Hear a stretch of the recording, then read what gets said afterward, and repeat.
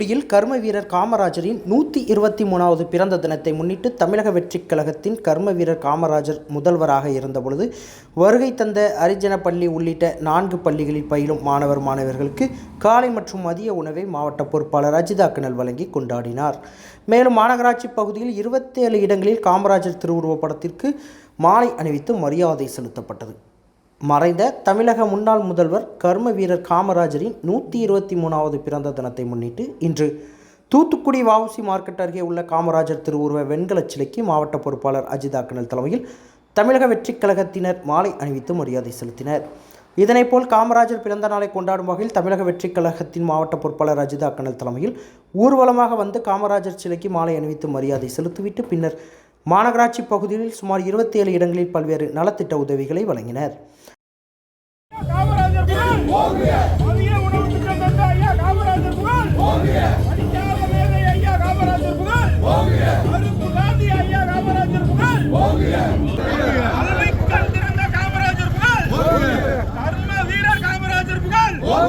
எங்கள் கொள்கை தலைவர் ராஜர் புகழ், படிக்காத மேலே ஐயா காமராஜர் புகழ், கருப்பு காந்தி ஐயா காமராஜர் புகழ், புகழ் வணக்கம், புகழ் வணக்கம், புகழ் வணக்கம், புகழ் வணக்கம், புகழ் வணக்கம், புகழ் வணக்கம், புகழ் வணக்கம், புகழ் வணக்கம், புகழ் வணக்கம், புகழ் வணக்கம், புகழ் வணக்கம், புகழ் வணக்கம், புகழ் வணக்கம், புகழ் வணக்கம், பெருந்தலைவர் காமராஜருக்கு புகழ் வணக்கம், புகழ் வணக்கம். தமிழக வெற்றிக் கழகம் நாங்கள், தமிழக வெற்றிக் கழகம் நாங்கள், தமிழக வெற்றிக் கழகம் நாங்கள், தமிழக வெற்றிக் கழகம் நாங்கள், கர்ம வீரர் காமராஜருக்கு, கர்ம வீரர் காமராஜருக்கு புகழ் வணக்கம், புகழ் வணக்கம், புகழ் வணக்கம், புகழ் வணக்கம்.